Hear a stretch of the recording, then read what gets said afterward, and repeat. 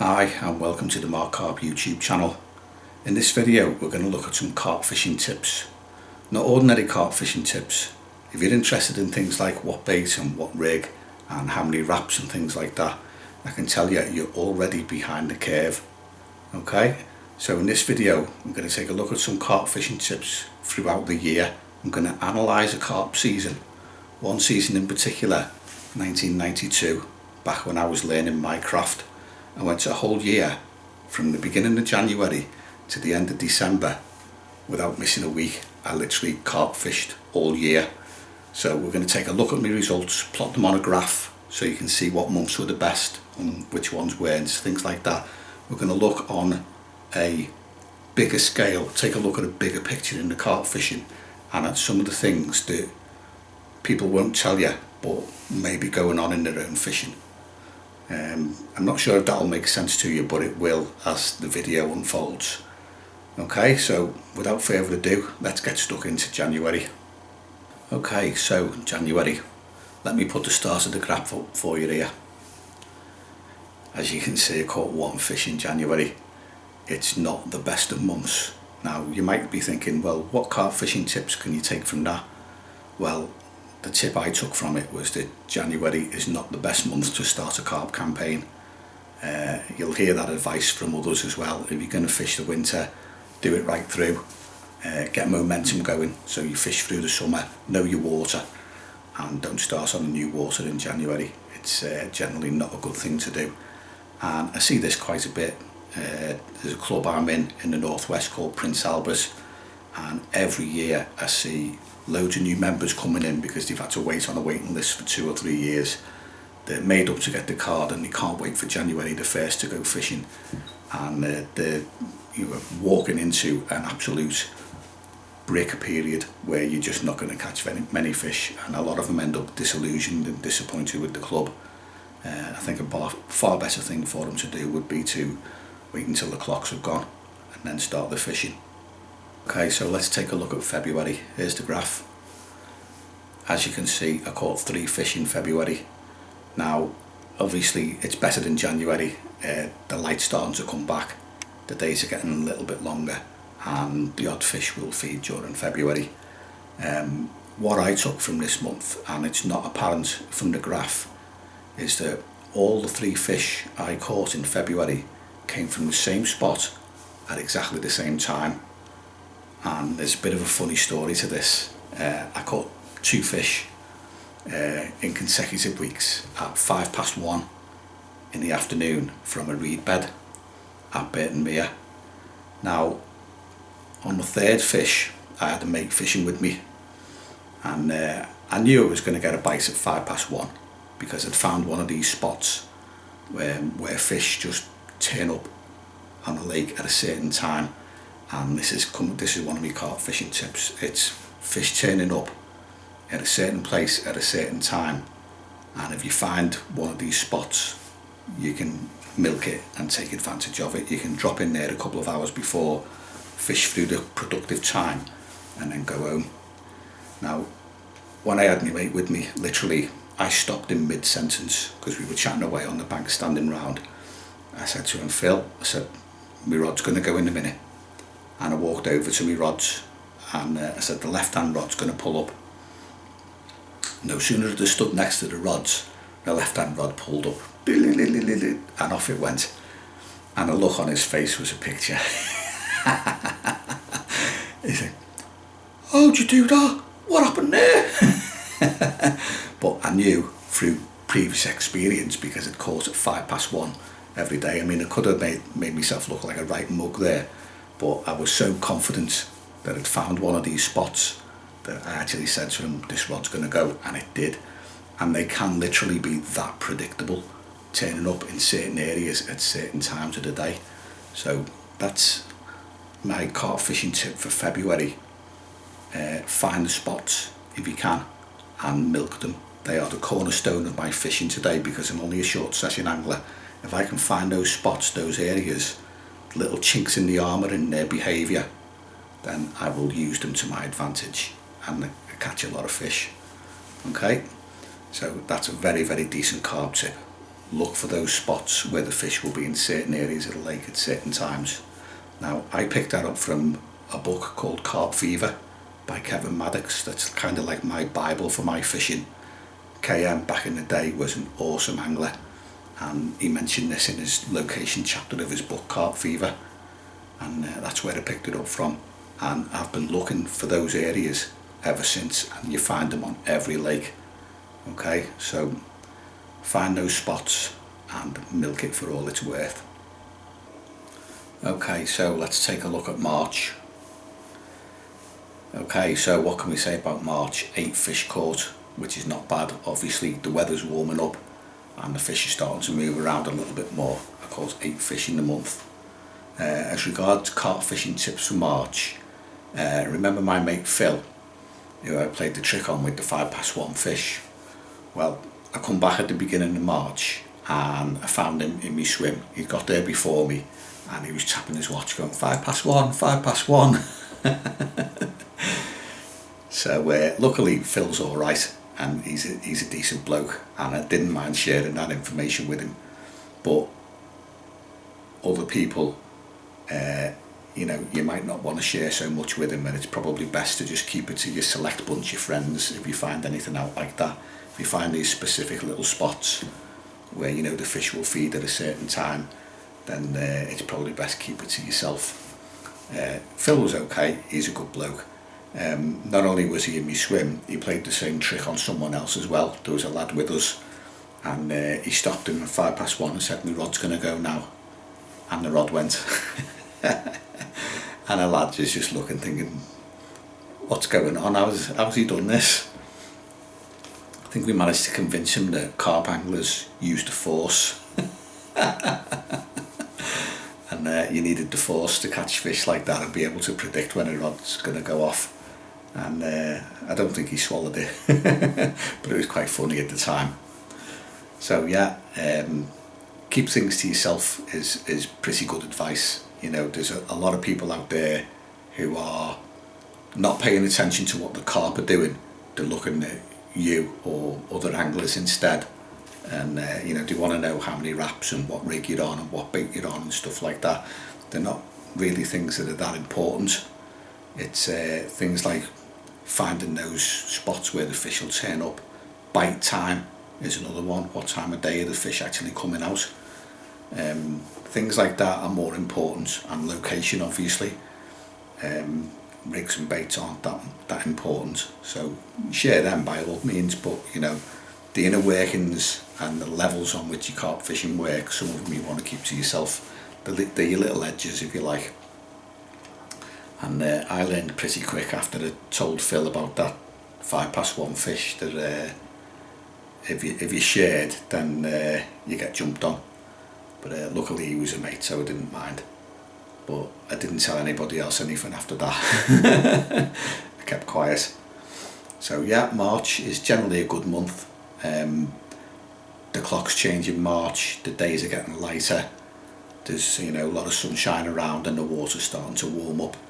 The fish can still be quite localised, but they do start coming out, and it's a good time to get back on the bank. Now, I either skip my winters these days, or I just fish runs waters. I don't bother banging my head against a brick wall anymore on a medium or difficult water. It's not really worth it. I'll go fish a runs water where I know bite time, and I can fish through bite time in the afternoon and be in with a chance. Sometimes I catch, sometimes I don't. But come March, I'll go back onto the more difficult waters, and I quite often find people who've been on those waters all winter, and they haven't had the carp since October, and they've gone right through 5 months or so without a bite, and you're coming on in March, bright and breezy, ready to start your campaign and in the right frame of mind. Because a lot of fishing, especially carp fishing, is about confidence in what you're doing, and if you're confident, then you're more likely to catch. You fish better, you're much sharper. If you've been blanking all winter, then you're not going to be in that right frame of mind. Like your confidence is going to be low, and if you can get on there in March, then quite often, like, you can leave the people who've been there all winter crying, and I've done that so many times. I've gone on, you know, I'm sharp looking for me fish, finding them, getting on them and getting a quick result, and people have been there all winter for nothing, and they're just like, well, it's not fair. And you know, it's not a case of fair, it's a case of making best use of your time. And March is a great time to get back on the bank and get back onto those slightly harder waters, so you can either come back to fishing at that time or come off a runs water at that time, and March is good for that. So 8 fish, not bad. April's a lot better. Let's check out April. Okay, so let's look at April. As you can see, I caught 16 fish in April, and things are really kicking off. Another one of my carp fishing tips: April is a brilliant month on the bank. Now, there was more going on in April than you may realise. Through the winter, it started in January. I was fishing with one bait and pre-baiting with another, both boilies. I was rolling my own at the time, and I was rolling 8 ounces of red factor and 8 ounces of semolina into boilies, an old recipe I picked up from one of the carp bait books. Now, Burton sells bait, or it sold bait, obviously it's not open anymore, but they sold bait in the hut, and they were selling rich waifs. And being someone who was getting into rolling my own and doing research and stuff like that, one of the things I looked at when I was making my own baits was the solvent that a flavour is based on. I'd been reading Jeff Kemp, and I was baiting up with a rich waif flavour, which was a PG base, propylene glycol it's called, because that's what they were selling in the hut. Now, this was 1992, like, you know, rolling boilies back in them days was quite new to most people. Like, there weren't that many carp anglers around, and Nutribaits had just come about. It's been going for a while, and their flavours were on a glycerol base, and I was pretty sure nobody had used these Nutribaits baits, but they were readily on sale in Dave's and Middlewich, which is where I was going for my carp gear at the time. And I was rolling my baits with the glycerol base of Nutribaits, but the same flavour. So I was rolling strawberry rich waifs and Nutribaits glycerol, both strawberry, so that when you gave them to someone, oh, what flavour is that, mate? It's strawberry. And they'd break them open and they'd smell it, but it smells like strawberry to them. But they're 2 entirely different baits, and the fish can tell them apart. They know what PG is. They'd been fished with PG before, but I didn't think they'd been fished with the glycerol baits.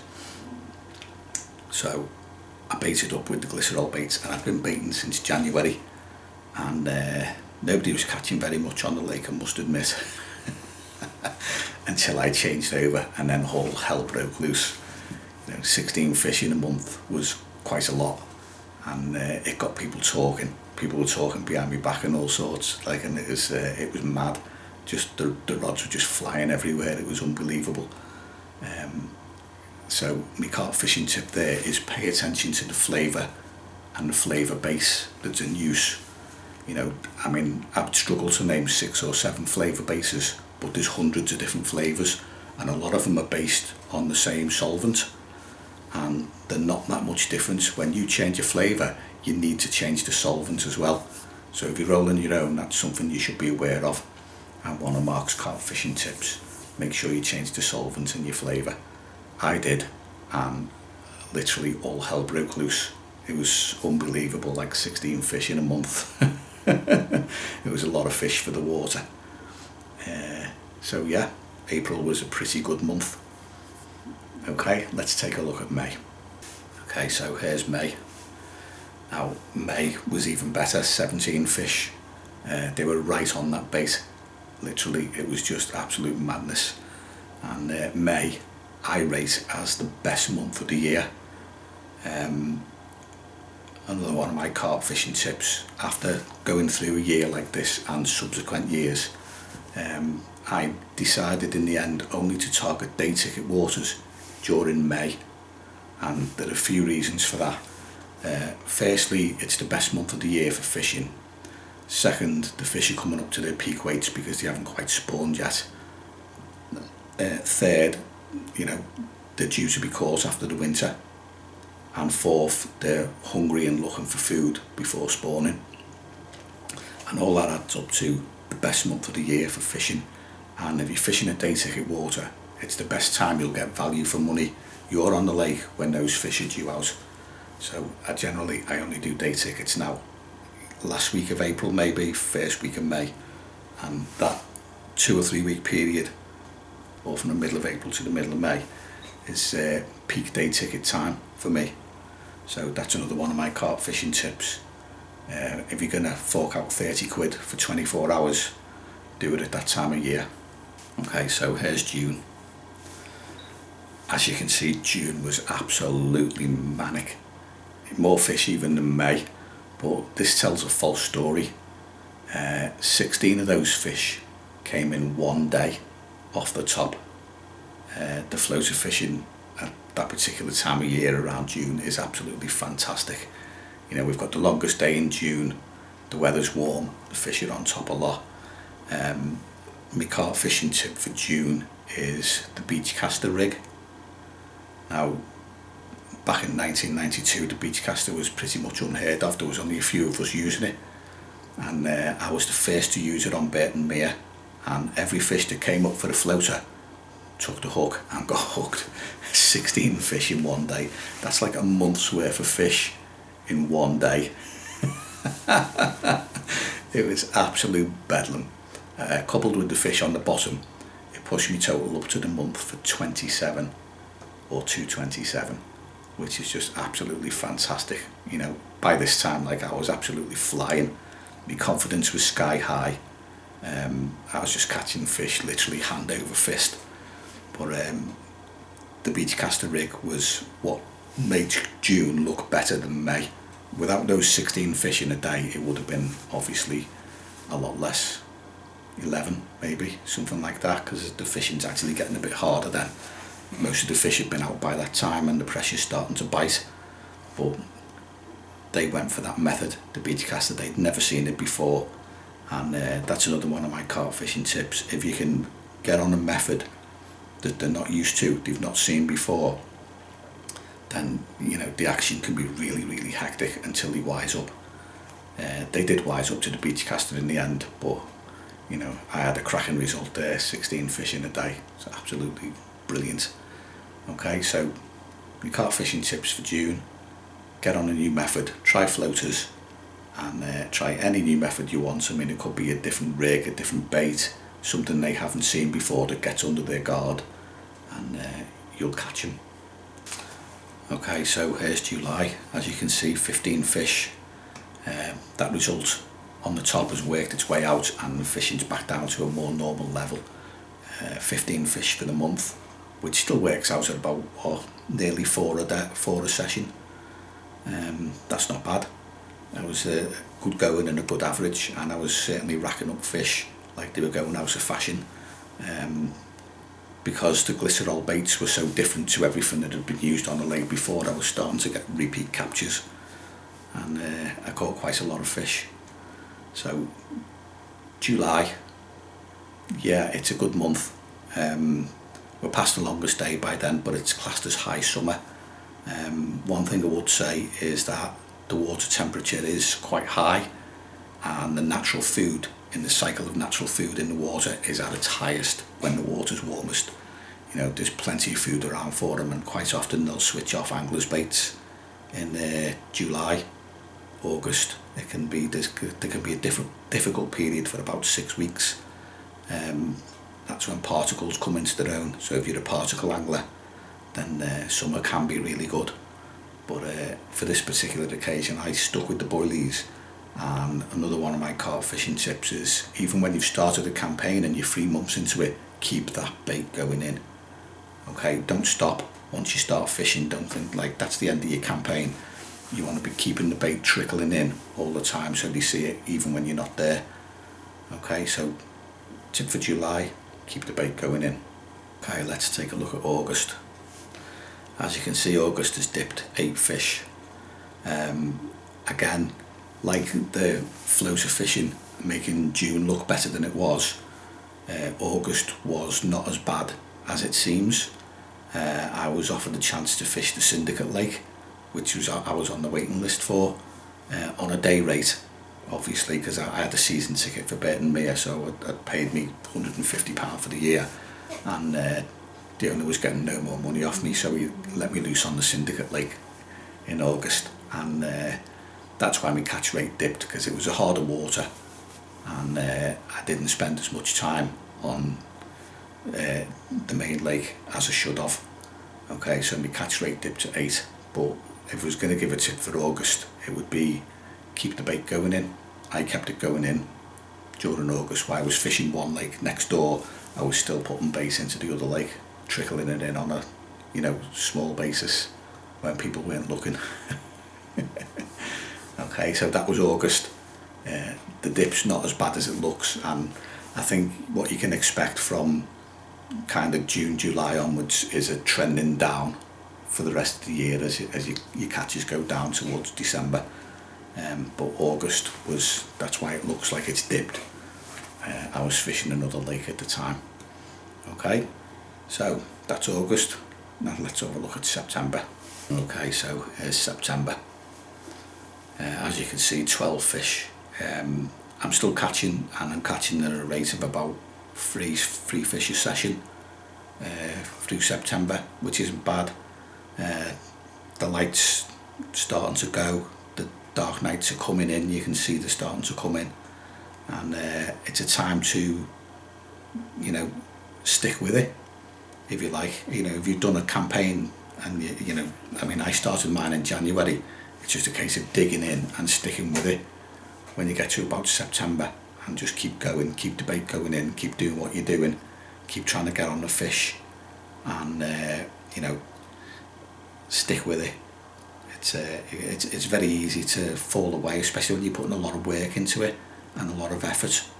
It can be difficult to keep at it, but that's what you've got to do. And Mark's carp fishing tip for September is to keep at it and keep going. Okay, so here's October. As you can see, 10 fish in October, and there's that steady decline from June or July downwards. It's a steady decline in the catches, a couple of fish less in October. October of 1992, which is when this is from, was a cold one, and we had one night of -5 in the middle of October, still 2 weeks before November, and it was -5 of a night time. It was horrendous, but I caught a personal best fish that night in -5 with frost on the ground and ice all around. I had a fish called the banana leather at £16, 13 ounces, which was my personal best at the time. The fishing was still okay, obviously not as many coming out, and the catches were starting to dip a little bit, but not a lot. From 16 to 17 in April and May, 10 or 12 later on in the year, it's still a good catch rate, and it's another time of year, October, to keep going. One thing you'll notice from this graph, there's no autumn feed up. I think that's a fallacy that people tell themselves to keep going. Oh, there's going to be a feed up, it's autumn. The fish will want to munch before it gets cold. Not in my results. Never ever seen anything like that. I've looked at my results every year over the years. I think 1992 was the first winter I went right through. I've not seen anything to suggest that there's a winter feed up coming, or an increase in catch rate at that time of year, which you'd kind of expect if it was true. So another one of my carp fishing tips, the autumn feed up, as some people call it, is a complete fallacy. It doesn't exist. Okay, so now we've looked at October, let's go on to November. Okay, so here's November. A very respectable 8 fish was caught in November, which wasn't bad. It's 2 fish a session. Obviously it's cooling down. We've already had hard frosts. The water's got to kind of catch down, the water temperature, it holds a little bit for a while before eventually the lake chills right through. And November is probably the time I start thinking about hanging my rods up. most of the fish, those 8 fish, came early in the month, and then as it got colder and colder towards the end, that's when they started doing the odd blank. One thing those of you who are regulars to my channel will know is that I carp fish right up until the 3rd week of November, and then I knock it in the head. And there's a reason for that when you see December. But yeah, November, you know, the clocks have gone back. It's getting dark very, very early. The long hours of darkness are not something I like. I didn't like them then, and I don't like them now. So November is probably the time to start thinking about hanging your rods up. But there are still fish to be caught, especially earlier in the month, and I will keep going till roughly the 3rd week of November, and then I tend to hang my rods up rather than carry on. Okay, so that's Mark's carp fishing tip for November. Stick at it in the early part of November, and then think about having a break and a rest, which is what I do. Okay, so let's take a look at December. Okay, so December, let's take a look at December. As you can see, nothing happened at all. Now, I went right through the month in December, I didn't get a single bite. It was absolutely dire. And what I think happens is there's a bit of a shutdown towards the end of November, middle to the end of November, and then it's about 6 weeks before the fish tend to acclimatise to the weather and start feeding again, especially on shallow waters. On a deeper water, sometimes you can get fish right into December, but this particular lake wasn't that deep, maybe 10 feet at the most. So December was absolutely dire, and I would recommend not fishing in December at all. Just give it a rest. Some of you know I stopped fishing around about the middle to the 3rd week of November, and I go lure fishing instead, because pike and perch are more hardy and more adaptable to the cold water. Carp, they just generally tend to switch off. Don't get me wrong, I've caught carp in December before. Remember, this year is 1992, so it's what, 28 years ago? Since then I've caught fish in December, but I've always found it really hard work, and I generally tend to knock it on the head these days and start again around about Christmas time. Okay, so recapping overall, January, February, March are really hard months. Start coming back to carp fishing maybe the end of March. I know a lot of people tend to come back on Easter weekend. Easter weekend always seems to be really, really chocker, and there's a steady build up of anglers on the bank until then. But yeah, make sure you're back on the banks by Easter weekend. In this video, January, February, March were really hard. April, May, June were all really good and improving. There's some good carp tips in there for the first half of the year, and for the second half of the year, like August, September, October, it's very much about sticking with it, digging in, keeping the bait going in, and keeping your work ethic going.